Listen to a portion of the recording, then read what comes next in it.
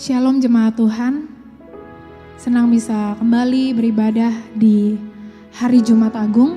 Hari ini kita memperingati bahwa Tuhan Yesus telah mati buat setiap kita. Dia menebus setiap dosa-dosa kita. Mari kita tundukkan kepala, kita mau berdoa sebelum memulai ibadah. Bapa, terima kasih Tuhan. Terima kasih Yesus.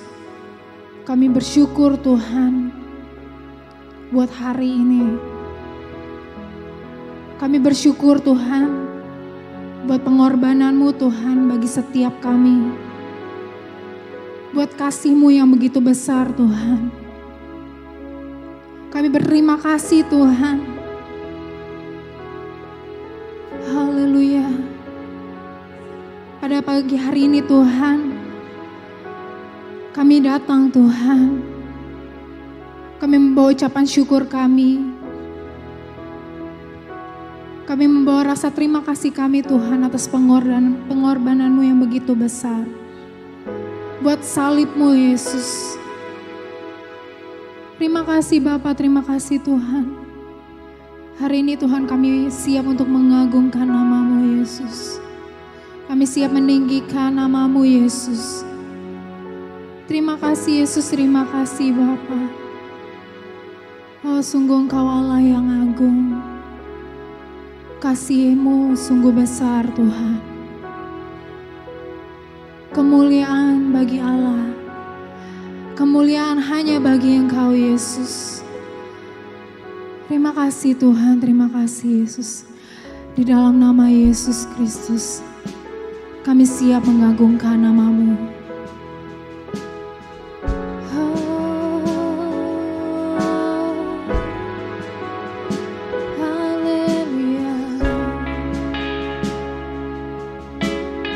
Mari jemaat Tuhan, kita sama-sama katakan pujian ini.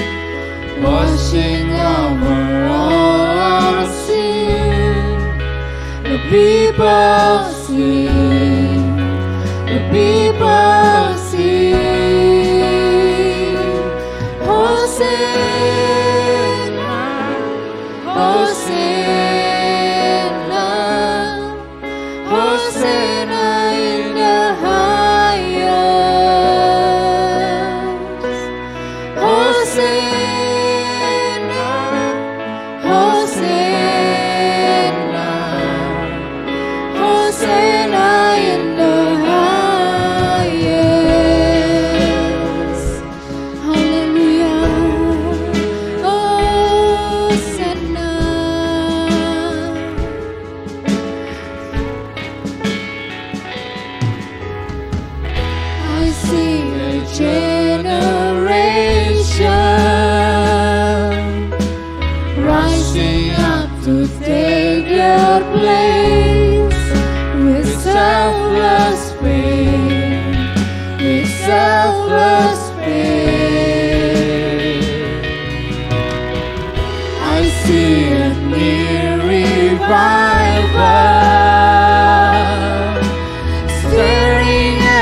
pray and sing.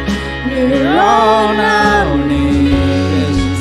We're on our knees. Hosanna, Hosanna, Hosanna in the highest. Hosanna, Hosanna, Hosanna in the highest. Yes, Hosanna.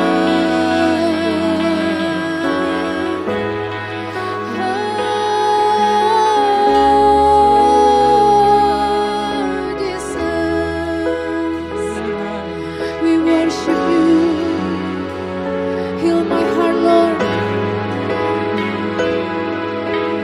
Heal my heart and make it clean. Open up my Open up my eyes eyes to the things unseen.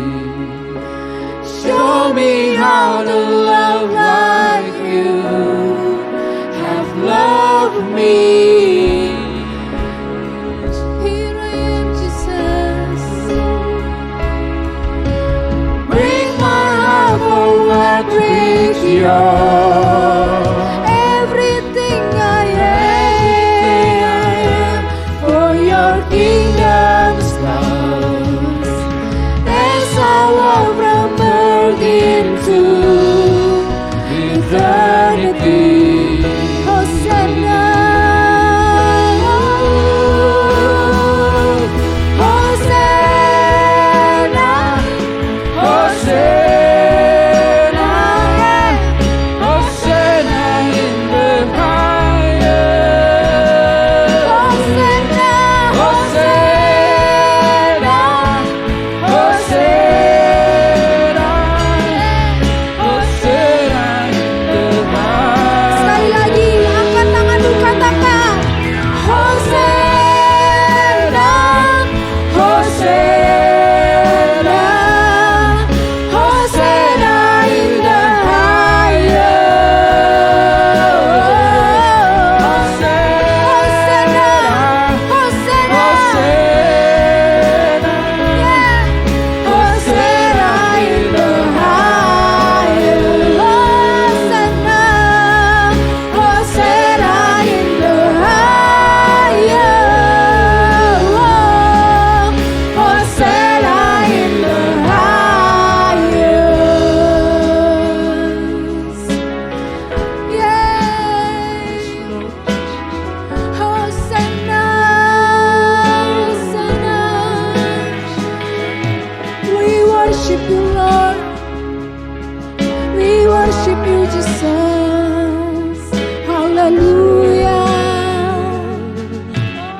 Terima kasih Tuhan. Terima kasih Yesus. Kami mau bersorak-sorai meninggikan Engkau, mengagungkan Allah yang sudah mati dan bangkit buat kami. Di dalam nama Yesus, semua sama-sama katakan, amin. Beri sorak-sorai buat Allah kita. Haleluya. Sebab oleh darahnya kita telah ditebus, amin. Oleh darah anak domba yang tidak bercacat dan tidak bercela, sudah mati menebus saya dan saudara. Haleluya. Mari kita sama-sama mengatakan, oleh darah anak domba, amin. Oleh kesaksian kita, Iblis dikalahkan, kuasanya dihancurkan oleh darah anak domba.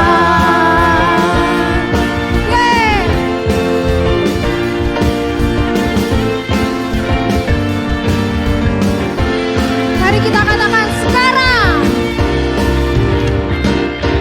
Sekarang telah tiba keselamatan, keselamatan dan kuasa dan pemerintahan Allah kita, kuasa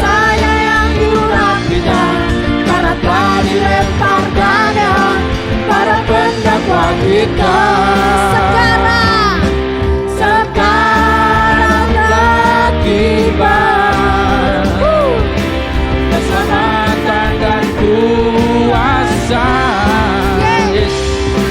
dan pemerintahan Allah kita, kuasanya yang diurapinya, karena telah dilemparkannya para pendakwa kita. Oleh darah anak domba, Tuhan, oleh kesaksian kita. Siapa dikalahkan? Iblis dikalahkan, kuasanya dihancurkan oleh darah anak domba. Sekali lagi katakan, oleh darah anak domba, oleh kesaksian kita.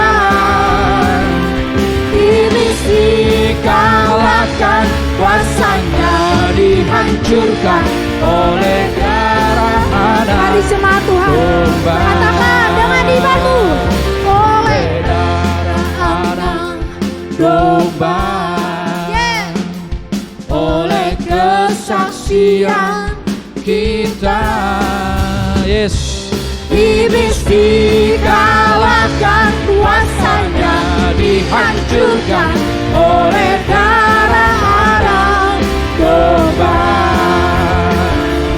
oleh darah anak domba, oleh darah anak domba, domba. Haleluya.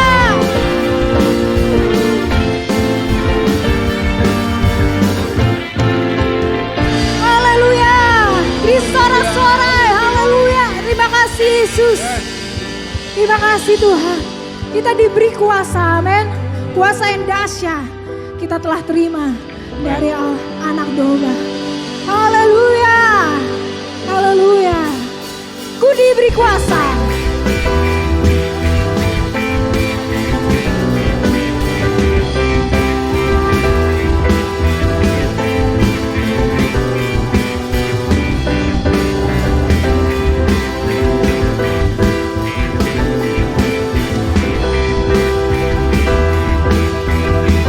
Mari sama-sama berkatakan, ku diberi kuasa dari Raja mulia, menaklukkan musuh di bawah kakiku. Ku pakai kuasa dari Raja mulia, bila Allah ada bersamaku, siapa jadi lawanku? Sungguh besar Kau Tuhanku, Engkau perisai hidupku. Ku berdiri dengan iman, iman dalam Yesus Tuhan. Kau yang memberi kemenangan, ku bersorak merayakan. Terpujilah Kau Raja, Sang Raja.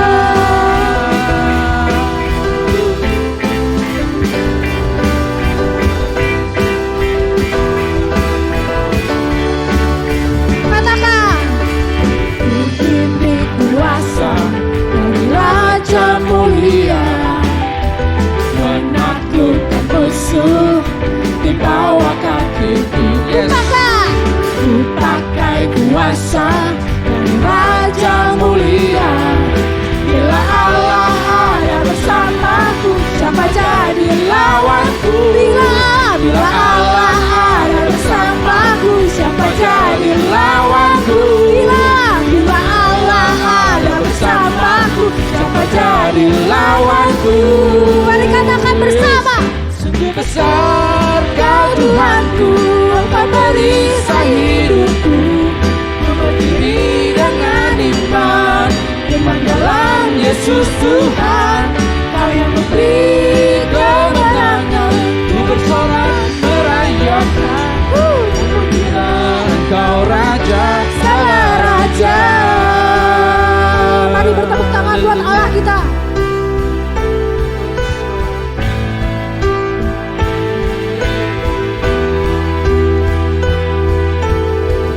Oh,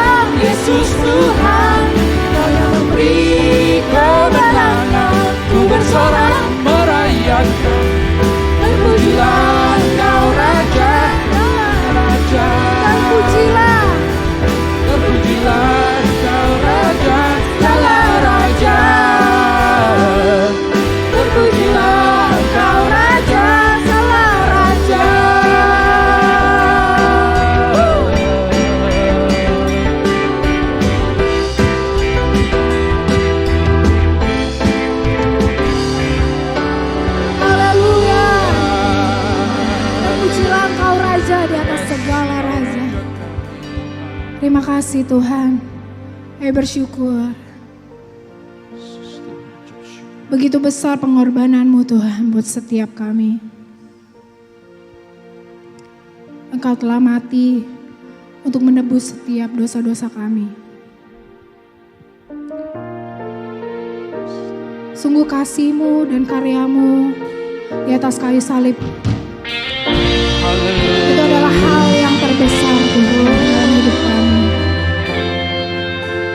Ku hidup oleh anugerah-Mu. Amin. Yang terbaik ku terima dari-Mu, Yesus. Rancangan-Mu indah bagiku, sebab ku hidup selalu di dalam-Mu, Yesus.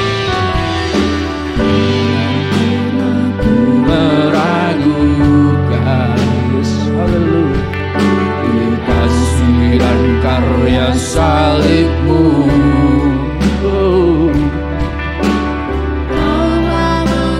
Gantikan hidupku, sebab hidupku selalu bersyukur. Kasih-Mu memulihkan hidupku,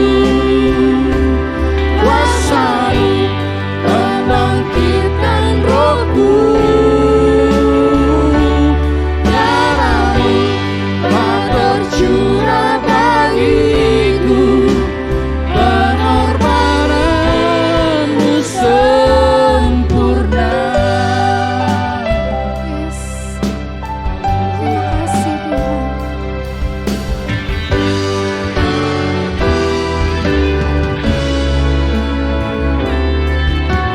Ku hidup oleh anugerah-Mu. Yang terbaik ku terima dari-Mu.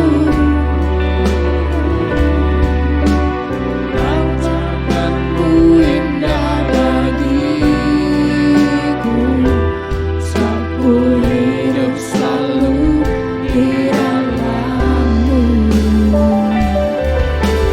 Tiada pernah ku meragukan bukti kasih dan karya salib-Mu. Kaulah mati gantikan hidupku, sebab itu ku selalu bersyukur. Kasih-Mu memulihkan hidupku, kuasa-Mu membangkitkan rohku.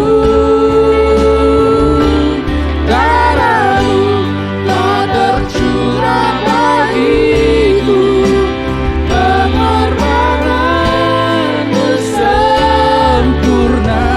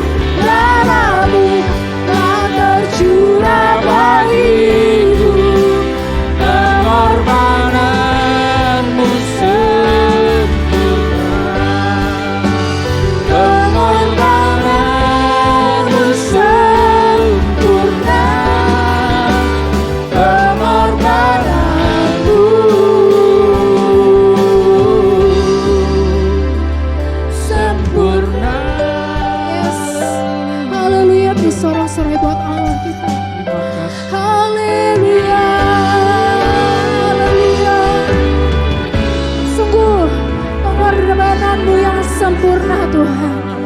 Terima kasih Yesus, terima kasih Bapa. Kami siap Tuhan untuk mendengar apa yang menjadi isi hati-Mu. Berkati hamba-Mu yang akan menyampaikan isi hati-Mu ya Bapa. Ajar kami Tuhan untuk tidak menjadi pendengar saja, tapi kami menjadi pelaku firman-Mu. Terima kasih Bapa, terima kasih Tuhan. Kami siap mendengarkan firman Tuhan.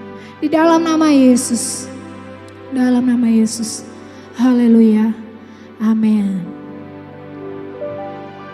Shalom, salam sejahtera dalam kasih Tuhan Yesus Kristus. Jemaat GSJ Elroy Grogol di Jakarta yang dikasihi oleh Tuhan. Saya sangat mengucap syukur dan terima kasih kepada Tuhan. Terima kasih juga kepada Bapak Gembala, Pak Gani, Bu Deti, juga para majelis gereja yang telah memberikan kesempatan kepada saya untuk menyampaikan renungan firman Tuhan dalam acara hari yang sangat istimewa bagi orang-orang percaya, orang Kristen, yaitu hari Jumat Agung ini. Marilah kita akan bersama-sama mempersiapkan hati kita untuk mendengarkan firman Tuhan. Kita berdoa terlebih dahulu. Bapa kami yang di dalam surga, kami sangat mengucapkan syukur dan terima kasih kepadamu.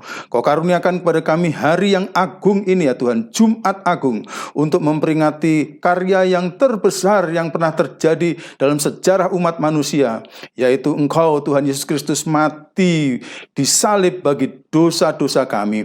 Kami mohon Tuhan akan menolong acara ini supaya kami dapat benar-benar menghayati apa yang Engkau inginkan kami hayati.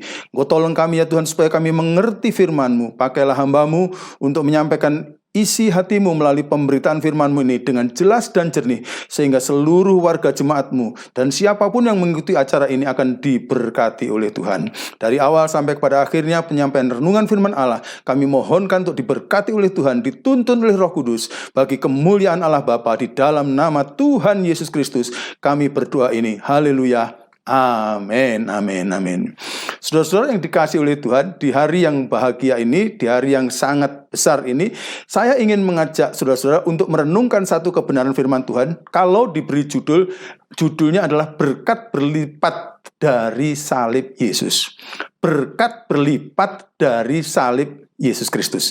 Saudara-saudara, ada begitu banyak berkat yang turun dari salib Tuhan Yesus Kristus.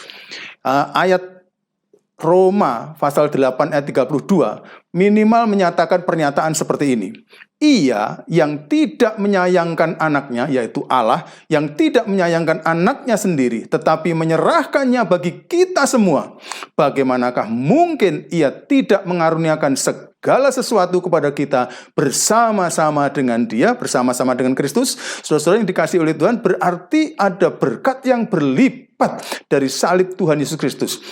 Firman Tuhan tadi mengatakan Bapa yang punya satu-satunya putra tunggal diserahkan kepada kita. Dan Yesus yang punya satu-satunya kehidupan diserahkan bagi kita supaya kita akan mendapatkan hidup yang kekal. Jadi ada berkat yang keluar dari salib Tuhan Yesus Kristus. Itu berkat-berkat apa saja? Sekurangnya hari ini saya ingin mengajak saudara-saudara untuk melihat 3 berkat yang akan turun dari salib Tuhan Yesus Kristus. Berkat yang pertama tentulah berkat keselamatan hidup kekal bersama dengan Tuhan.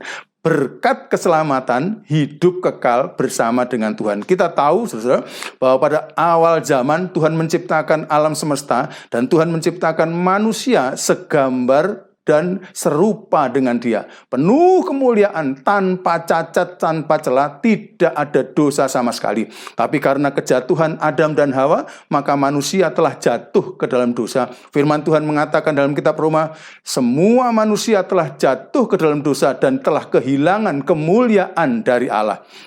Dan sesudah itu, maka manusia berusaha supaya mendapatkan kembali gambar dan rupa Allah itu. Boleh bersekutu kembali dengan Allah dengan sempurna. Tapi apapun juga usaha manusia dilakukan, ternyata itu di hadapan Allah hanya seperti kain larah, seperti kain popok saja, saudara-saudara. Karena firman Tuhan dalam kitab Yesaya menyatakan seperti itu. Sehingga pada akhirnya ketika Allah memandang ke bawah, bagaimana manusia ini dapat ditolong? Akhirnya karena manusia tidak dapat menolong dirinya sendiri, maka turunlah Allah menjelma menjadi manusia dalam diri pribadi Tuhan Yesus Kristus yang merupakan benih wanita yang masih kudus, dinaungi oleh Roh Kudus, lalu kemudian hidup manusia Yesus itu sehingga akhirnya ketika pada waktunya Tuhan Yesus Kristus itu menjadi tebusan bagi umat manusia yang berdosa, mati di kayu salib seperti seorang penjahat kriminal saja. Dan akhirnya oleh karena kematiannya, maka kita sekalian yang mau percaya kepadanya tidak harus binasa tetapi mendapatkan hidup yang kekal karena dosa-dosa kita telah ditanggungnya ketika dia mati di kayu salib itu, sehingga kita yang percaya bisa dibebaskan. Itu sebabnya kemudian di dalam kitab Roma pasal 6 ayat yang ke-23 dikatakan bahwa upah dosa adalah maut, tetapi kasih karunia Allah adalah hidup yang kekal di dalam Tuhan Yesus Kristus. Nah, kasih Tuhan Yesus begitu besar, kasih Allah begitu besar, sehingga kita tahu, saudara, pada waktu Tuhan Yesus menjelaskan kepada Nikodemus tentang arti dari kematiannya nanti, yang Nikodemus belum mengerti sebenarnya pada waktu itu, tapi Tuhan Yesus sudah melihat kematiannya nanti, dan Tuhan Yesus mengucapkan satu kata-kata yang biasanya kita jadikan nyanyian juga bagi orang Kristen, yaitu Yohanes 3 ayat yang ke-16. Karena begitu Allah cinta dunia hingga diberikannya anaknya yang tunggal, supaya yang percaya jangan binasa, melainkan dapat hidup kekal. Karena Tuhan Yesus telah menumpahkan darahnya sebagai tanda bahwa akhirnya itu membawa kepada kematiannya, sehingga akhirnya dosa kita diampuni. Siapapun yang mau percaya kepadanya diampuni. Sebagaimana Ibrani pasal yang ke-9 ayat 22 mengatakan, dan tanpa penumpahan darah tidak ada pengampunan. Karena itu hari ini kita peringati sebagai hari yang sangat besar, karena Tuhan telah menebus dosa-dosa kita dengan menyerahkan nyawanya, darahnya tertumpah sehingga akhirnya nyawanya hilang bagi keselamatan jiwa kita. Saudara, dikatakan kalau percaya kepadanya maka akan dapat diselamatkan.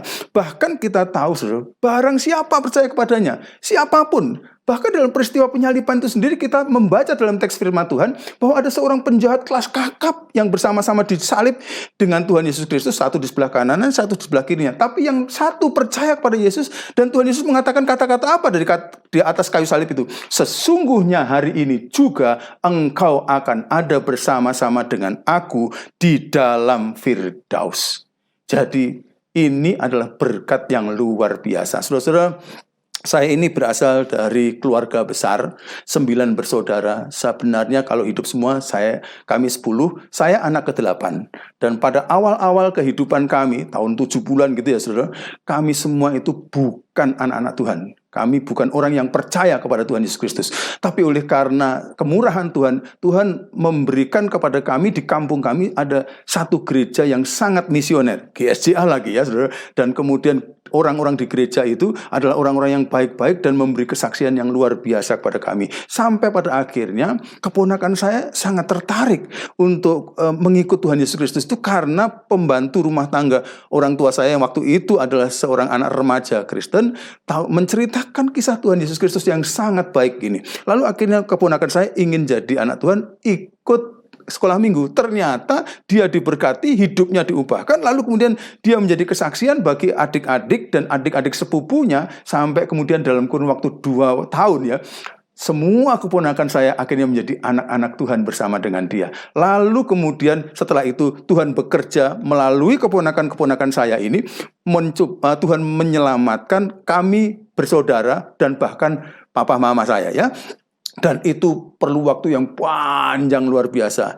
3 tahun, kadang-kadang cuma 1 bertobat, 2 tahun 1 bertobat, kemudian 5 tahun lagi baru 1 bertobat, sampai membutuhkan waktu kira-kira 35 tahun.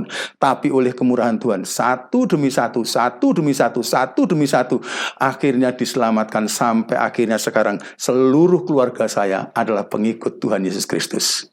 Puji bagi nama Tuhan.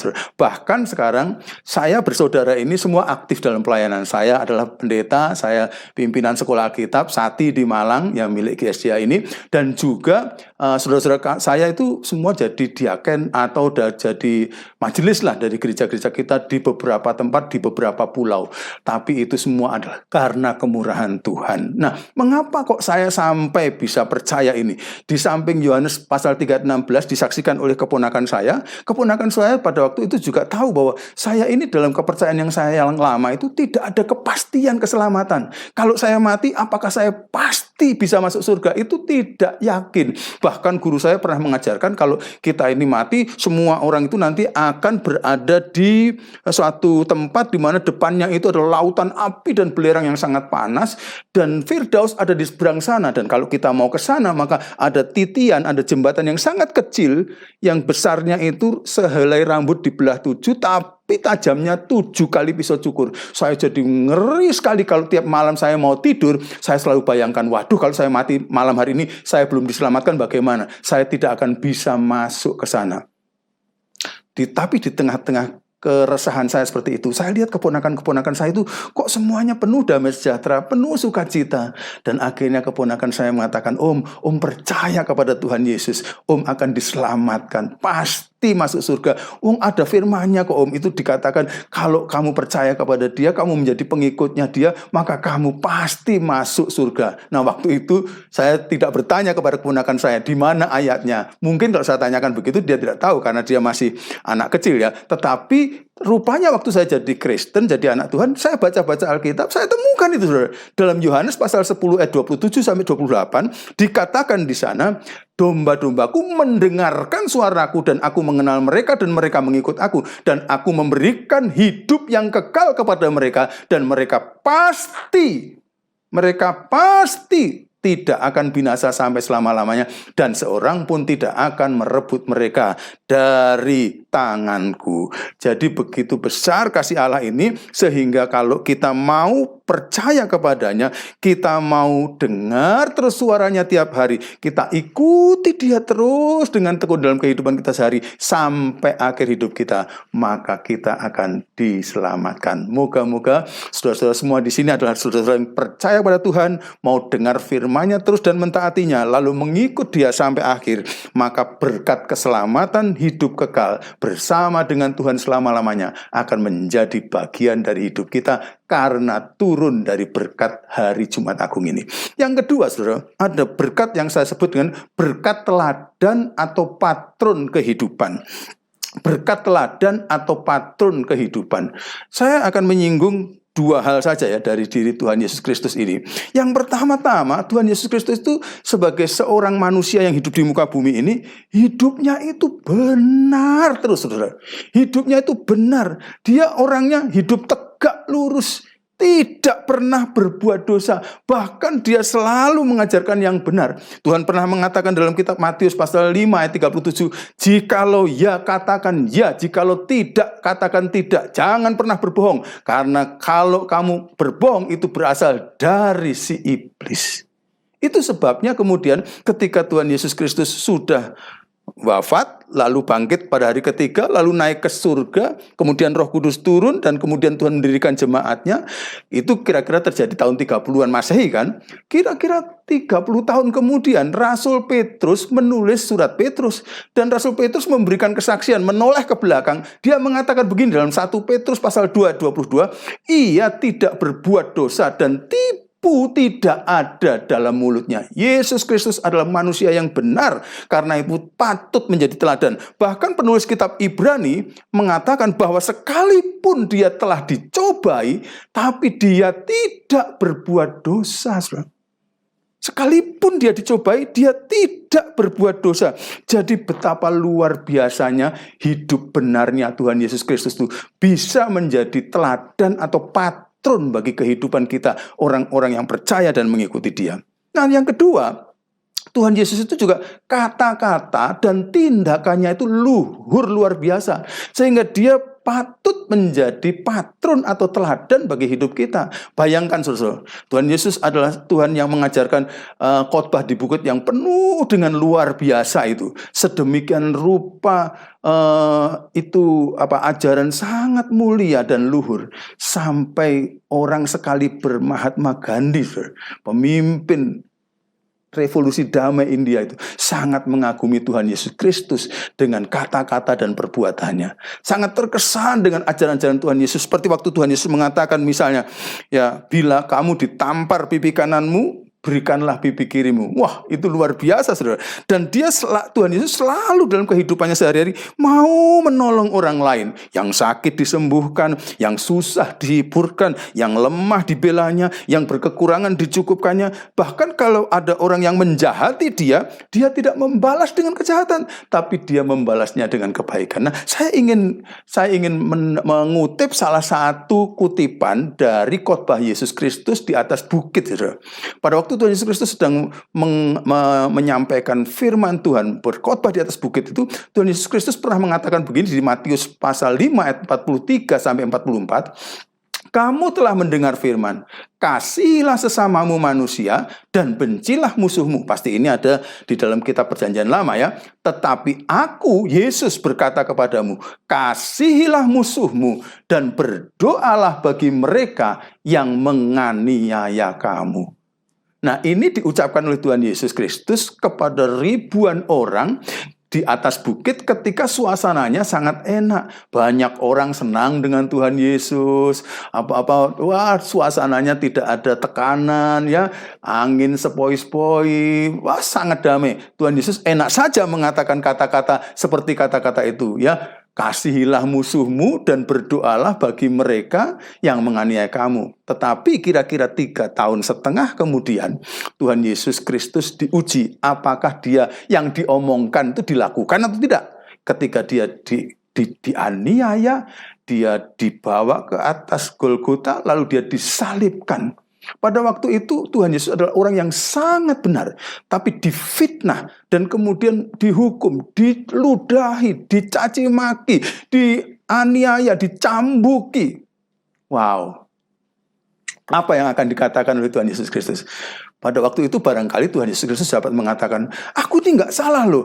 Mungkin Tuhan Yesus sampai mengumpat-ngumpat kata-kata orang nggak salah itu kalau dianiaya itu jadi sakitnya minta ampun, saudara. Jadi dia bisa marah-marah atau ngumpat-ngumpat. Tapi bayangkan dari atas kayu salib apa yang diucapkan oleh Tuhan Yesus. Lukas mencatat di dalam Lukas pasal 23 ayat 34, ketika dia di atas kayu salib disalibkan secara tidak adil. Yang menyalibkan itu semua brengsek-brengsek sebenarnya. Banyak dosanya. Yesus itu sangat suci.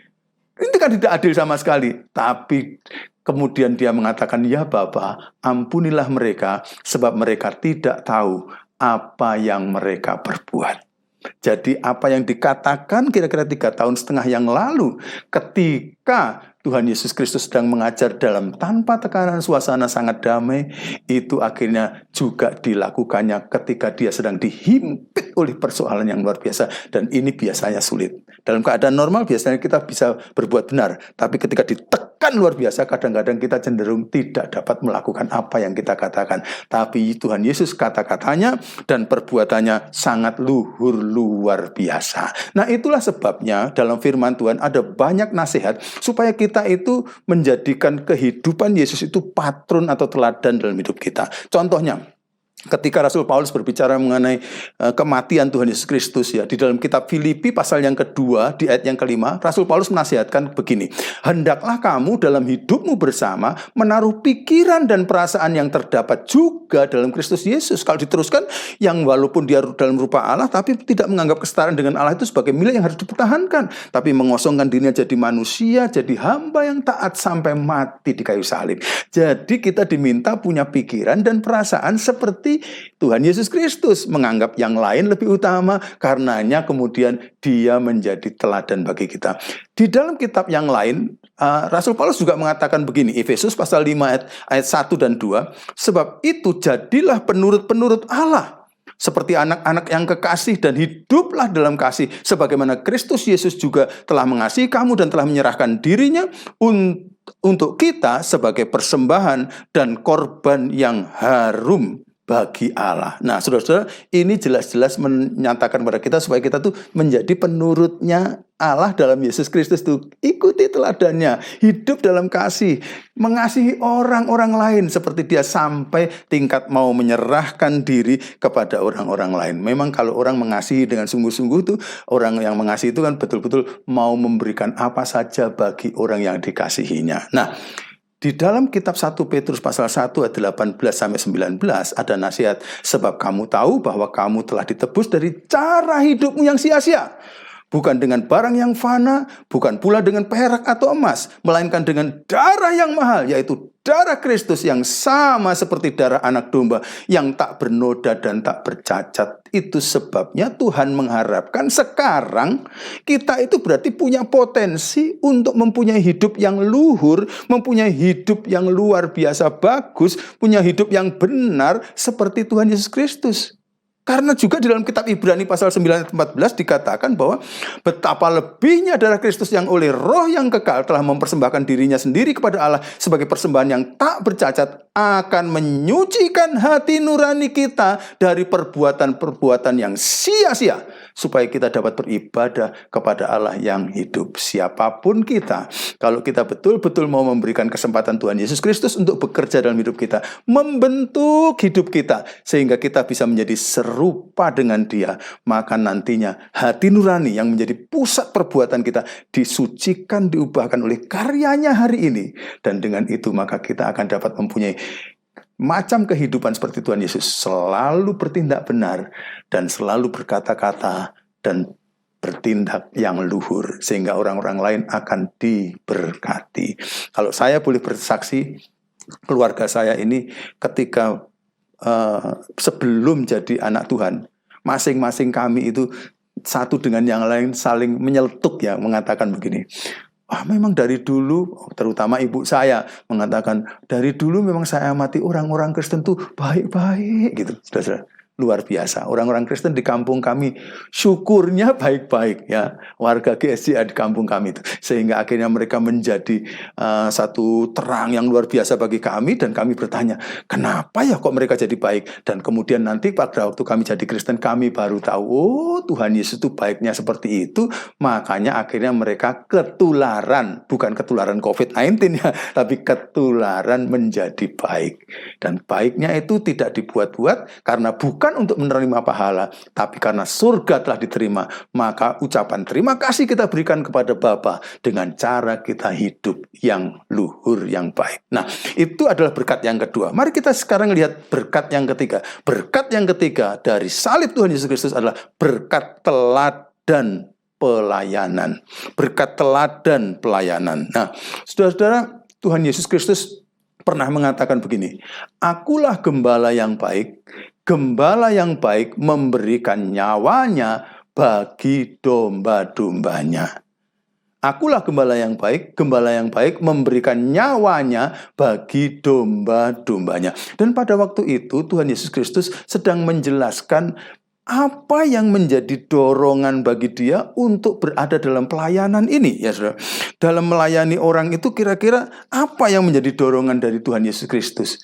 Tuhan Yesus Kristus didorong oleh kasih agape, kasih ilahi. Kasih agape itu kasih seperti apa sih? Dr. William Barclay ya dari Inggris pernah mengatakan begini dalam tulisannya. Kasih agape adalah kasih yang mau melakukan apa saja demi kebaikan yang tertinggi dari orang yang dikasihinya.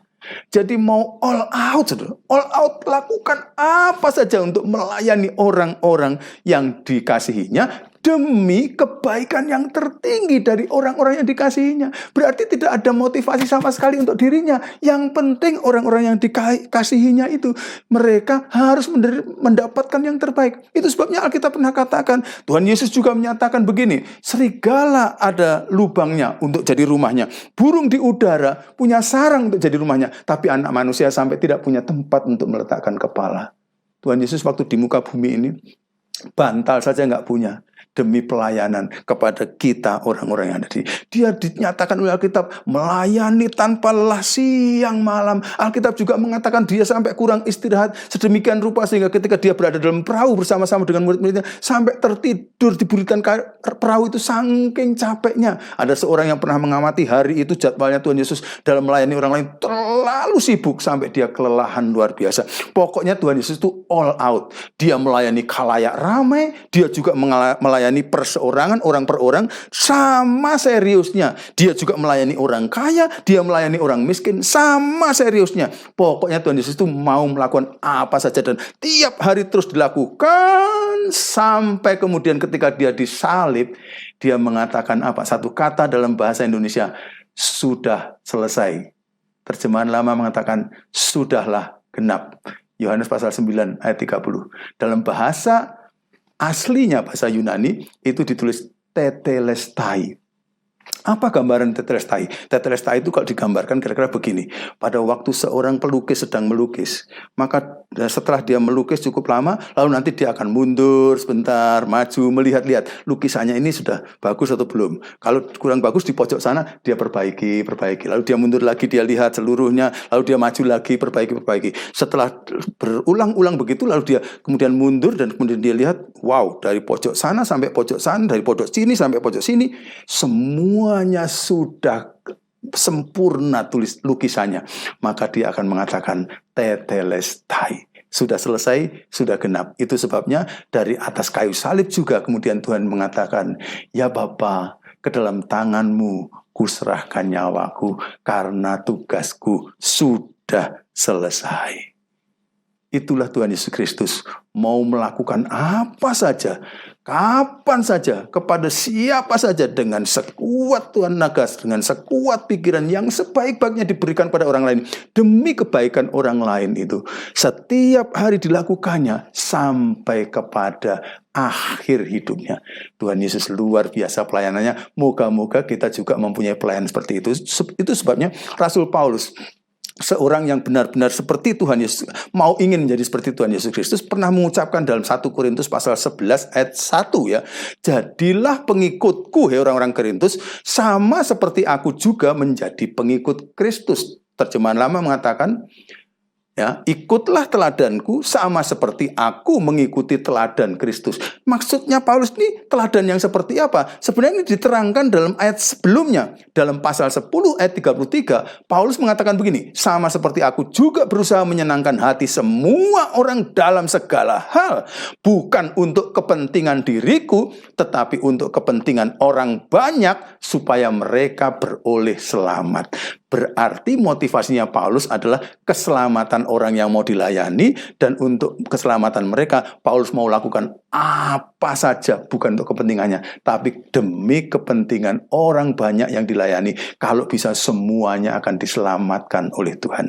Sampai dia mengibaratkan dirinya seperti seorang prajurit yang sedang berjuang, dan dia mengatakan, kalau saya mau melayani, sekalian mau melayani, Timotius, ini dinasihatkan pada Timotius, kalau melayani jadilah berjuang seperti seorang prajurit. Seorang prajurit itu tidak memusingkan dirinya dengan soal-soal penghidupannya, berapa gajinya dan sebagainya. Tidak, aku makan apa, enggak dipikirkan, supaya dengan demikian ia berkenan kepada komandannya. Itu sebabnya setelah perjuangan terus dalam pelayanannya si Paulus ini, pada akhirnya dia sudah hampir mengakhiri hidupnya. Dia dipenjarakan karena pemerintah Romawi pada waktu itu takut dengan perkembangan kekristenan. Dia dipenjarakan dan dia akan dieksekusi mati. Dia mengatakan kata-kata terakhir sebelum dia dieksekusi mati, mengenai diriku, darahku sudah mulai dicurahkan sebagai persembahan dan saat kematianku sudah dekat. Berarti dia telah mempersembahkan hidupnya dengan banyak pengorbanan, dan dia tidak puas kalau tidak sampai seperti Yesus Kristus, yaitu mempersembahkan hidupnya sebagai persembahan yang hidup, yang kudus dan berkenan kepada Allah. Kiranya Tuhan akan menolong kita. Bahkan pelayanan Yesus Kristus yang all out, yang telah menginspirasi Rasul Paulus itu, kiranya juga akan menginspirasi saudara-saudara sekalian, terutama seluruh jemaatnya GSJA Elroy di Grogol Jakarta ini, mari kita melayani dengan giat, all out bagi kemuliaan nama Tuhan, seperti Yesus, seperti Paulus, supaya nama Tuhan dikuduskan, dimuliakan. Doa saya, kiranya saudara akan diberkati dengan berkat-berkat yang berlimpah dari atas kayu salib. Saudara akan menjadi orang-orang yang benar-benar menerima keselamatan itu sebagai berkat yang luar biasa. Tapi juga hidup saudara akan seperti Yesus Kristus dan pelayanan saudara seperti Yesus Kristus. Mari kita sambut firman ini dengan bersama-sama menundukkan kepala, merenungkan kebenarannya, lalu kita akan merespon dengan berdoa.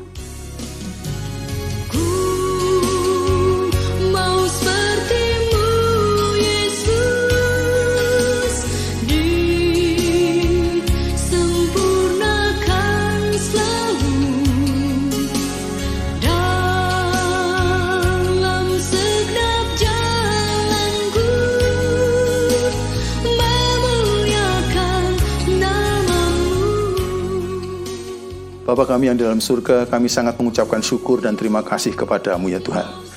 Tuhan akan tolong kami di hari yang agung ini, supaya kami akan dapat benar-benar menerima berkat-berkat yang tersedia dari salib. Engkau akan menolong kami supaya kami selalu saja mendengar suaramu, kami selalu saja mengikuti kehendak-mu dalam hidup kami, supaya hubungan kami dengan Engkau yang sudah ada ini sampai pada akhirnya akan terjalin, sehingga kami akan akhirnya mendapatkan hadiah yang paling puncak, yaitu hidup kekal, tinggal bersama-sama dengan Engkau Allah selama-lamanya. Namun juga sepanjang kami hidup di muka bumi ini, jadikanlah masing-masing kami yang sudah mendengar firman-Mu ini, yang merayakan hari Jumat Agung ini bagi kami, supaya kami mempunyai kehidupan yang selalu dijaga benar, yang selalu mengeluarkan kata-kata dan tindakan-tindakan yang luhur, sehingga orang-orang lain akan terberkati oleh kehidupan kami. Bahkan Tuhan, jadikan kami orang-orang yang melayani Engkau dan melayani sesama kami all out, habis-habisan, dengan sungguh-sungguh, dengan serius, demi kebaikan mereka, demi kemuliaan Tuhan, dan itu pasti akan membawa berkat yang sebesar-besarnya. Hamba-Mu berdoa, Engkau berkati Bapak Gembala Sidang, Ibu Pak Gani dan Ibu. Engkau berkati para majelis gereja ini, Engkau berkati para pelayan, bahkan seluruh aktivis dalam gereja ini, dan seluruh warga jemaat dan keluarganya. Engkau berkati supaya kami dapat menjadi serupa dengan Tuhan Yesus Kristus. Hamba-Mu serahkan doa ini ke dalam tangan-Mu, dalam nama Tuhan Yesus Kristus kami berdoa ini. Haleluya, amin. Sekali lagi, selamat merayakan hari Jumat Agung. Tuhan memberkati kita, amin.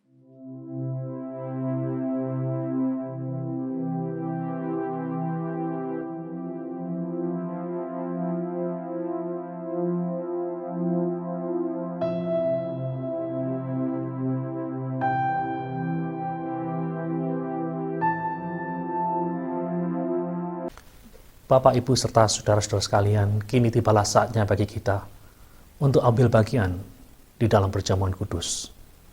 Sebelum kita melakukan hal tersebut, saya ingin membacakan apa yang ditulis oleh Rasul Paulus di dalam 1 Korintus pasal 11, ayat yang ke-27 dan ayat ke-28. Di sana dikatakan, jadi barang siapa dengan cara yang tidak layak makan roti atau minum cawan Tuhan, ia berdosa terhadap tubuh dan darah Tuhan. Karena itu hendaklah tiap-tiap orang menguji dirinya sendiri, dan baru sesudah itu ia makan roti dan minum dari cawan itu. Inilah perintah yang kita dengar langsung dari firman Tuhan.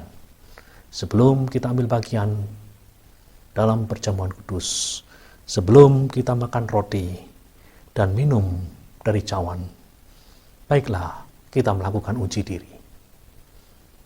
Apakah kita berdosa di hadapan Tuhan yang menciptakan dan menebus kita? Jikalau hari ini Roh Tuhan mengingatkan kita akan dosa-dosa yang kita lakukan, dosa-dosa yang kita pikirkan, baiklah kita mengambil waktu mohon pengampunan dari Tuhan agar kita boleh dilayakkan ambil bagian di dalam perjamuan Tuhan. Demikian juga mari kita lihat hubungan horizontal kita dengan saudara-saudara seiman. Apakah ada hal-hal yang membuat kita terluka dan membuat kita sakit hati, membenci saudara-saudara seiman kita? Hari ini mari kita mohon agar kasih Tuhan mengalir di dalam hidup kita, sehingga kita sanggup berkata, aku mengampunimu, aku mengasihimu dengan kasih Tuhan. Mari kita ambil waktu sebentar untuk mohon pengampunan dari Tuhan, mohon agar kuasanya bekerja di dalam kehidupan kita, sehingga kasih agape itu boleh mengalir dalam kehidupan kita, sehingga kita boleh dilayakkan ambil bagian dalam perjamuan kudus pada hari ini. Mari kita berdoa. Tuhan, terima kasih atas pengorbanan-Mu di atas Kalvari. Dan hari ini kami mengambil bagian di dalam perjamuan kudus untuk mengenang apa yang Kau perbuat bagi kami. Sebelum kami ambil bagian di dalam perjamuan kudus, Tuhan, jikalau ada dosa-dosa yang ada dalam pikiran kami, yang ada dalam hati kami, yang kami lakukan dengan perbuatan-perbuatan kami, yang kami ucapkan lewat kata-kata kami, ya Tuhan, ampunilah kami, dan biarlah darah-Mu yang kudus menyucikan kami dan melayakkan kami. Demikian pula pada hari ini kami mohon agar kami boleh mengalami kasih agape di dalam kehidupan kami, sehingga kami boleh mengatasi kebencian, rasa tidak suka yang kami miliki terhadap saudara-saudara seiman kami, sehingga kami sekali lagi boleh dilayakkan ketika kami mengambil bagian di dalam perjamuan kudus pada hari ini. Tuhan, layakkan kami untuk ambil bagian di dalam perjamuan kudus-Mu hari ini. Demi nama Tuhan Yesus kami sudah berdoa. Amin. Kini saya memberi kesempatan kepada kepala keluarga atau salah satu anggota keluarga yang telah ditunjuk untuk membagikan elemen-elemen perjamuan kudus.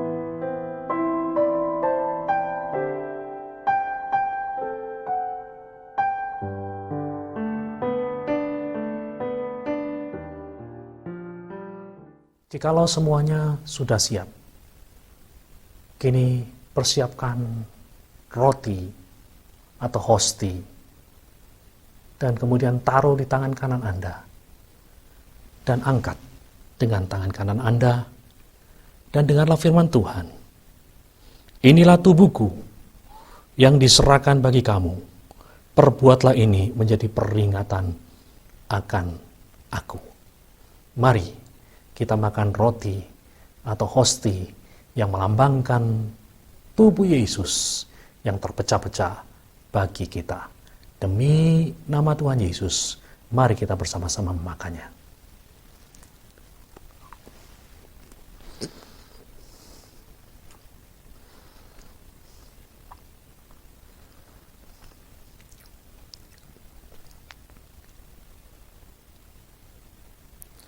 Sekarang, angkat cawan dengan tangan kanan Anda. Dan dengarlah firman Tuhan. Cawan ini adalah perjanjian baru yang dimeteraikan oleh darahku. Perbuatlah ini setiap kali kamu meminumnya menjadi peringatan akan aku. Mari kita minum anggur di dalam cawan yang melambangkan darah Yesus yang tertumpah di atas Kalvari untuk menebus dosa kita. Demi nama Tuhan Yesus, mari kita bersama-sama meminumnya.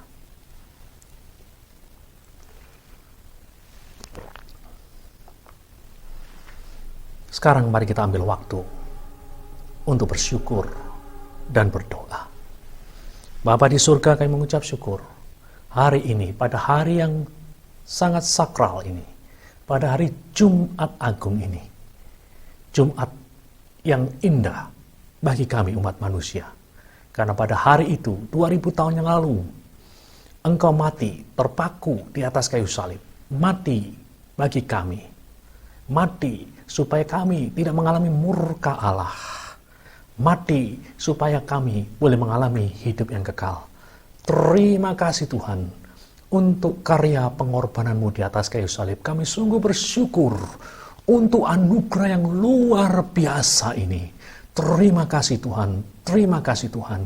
Kami percaya jikalau Engkau sudah mengaruniakan Yesus Kristus yang terbaik bagi kami, pasti hal-hal yang kurang daripada itu Engkau akan berikan kepada kami.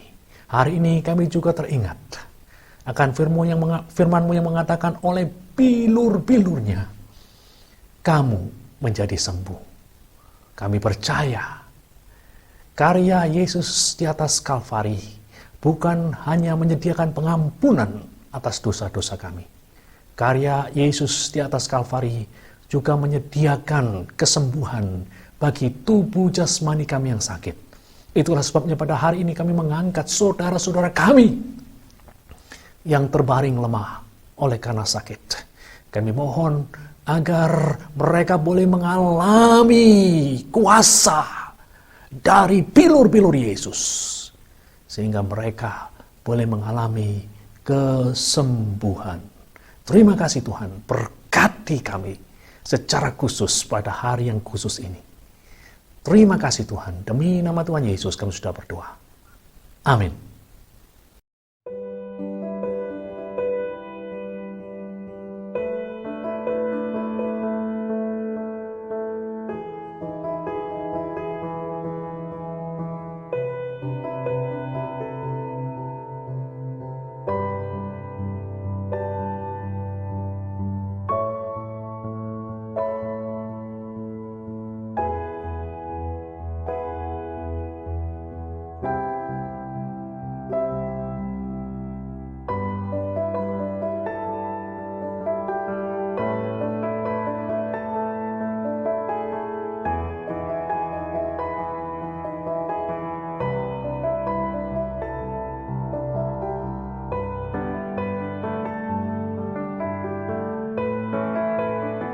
Bapak, Ibu, serta saudara-saudara sekalian, sebelum kita menutup ibadah kita pada hari ini, saya ingatkan, seperti hari ini kita mengadakan ibadah online dengan cara yang berbeda dengan ibadah-ibadah online reguler yang kita lakukan setiap minggu. Kita bertemu pada jam yang sama. Hari ini kita bertemu jam 8. Hari Minggu mendatang, pada hari Minggu Paskah, kita akan melakukan hal yang sama. Kita akan bertemu pada jam 8 pagi. Jikalau saudara tidak bisa mengikuti jam 8 pagi, saudara bisa mengikuti ibadah yang kedua, jam 5 sore, secara online. Jadi pastikan Anda berada di depan komputer, di depan televisi yang telah tersambung dengan internet, atau di depan HP Anda, sekali lagi pada jam 8 atau pada jam 5. Karena kalau Anda terlambat, Anda tidak bisa mengikuti dari awal. Rekaman utuh baru akan ditampilkan sesudah semua ibadah Paskah, dalam hal ini adalah ibadah Minggu Kebangkitan, selesai. Sekali lagi, jangan lupa jam 8 pagi atau jam 5 sore pada Minggu 4 April, di mana kita merayakan ibadah kebangkitan Tuhan Yesus. Sekarang mari kita berdoa untuk menutup ibadah kita pada hari ini. Tuhan, kami mengucap syukur untuk ibadah Jumat Agung yang penuh berkat ini. Terima kasih untuk Bapak Pendeta Gadot Budiono yang telah menjadi berkat bagi kami. Tuhan akan memberkati kehidupan pribadi, kesehatan beliau. Tuhan memberkati keluarga beliau. Tuhan akan memberkati pelayanan beliau. Dan kini ketika kami akan berpisah satu sama lain, kami berdoa supaya berkat-Mu turun melimpah di atas seluruh jemaat El Roy. Tuhan, apapun yang dilakukan oleh jemaat-Mu, di dalam pekerjaan mereka, di dalam usaha dan mata pencarian mereka, di dalam studi mereka, Tuhan, biarlah Kau mengizinkan keberhasilan turun di atas kehidupan para jemaat-Mu di GSCA El Roy. Dan di dalam masa-masa pandemi ini, hamba-Mu berdoa, kiranya perlindungan dari Tuhan turun ke atas seluruh jemaat-Mu, melindungi seluruh jemaat-Mu keluar dan masuk mereka. Dimanapun mereka berada, Tuhan lindungi sehingga mereka senantiasa sehat, tidak terpapar COVID atau penyakit-penyakit yang lain dalam masa pandemi ini. Terima kasih Tuhan. Kami menyerahkan seluruh kehidupan kami ke dalam tangan-Mu yang penuh kasih dan penuh kuasa. Kini jemaat yang dikasihi Tuhan, angkatlah kedua belah tangan-Mu dan terimalah berkat dari Tuhan. Tuhan memberkati dan melindungi engkau. Tuhan menyinari engkau dengan wajah-Nya dan memberimu kasih karunia. Tuhan menghadapkan wajah-Nya kepadamu dan memberimu damai sejahtera. Demi nama Tuhan Yesus, semua yang percaya berkata, amin.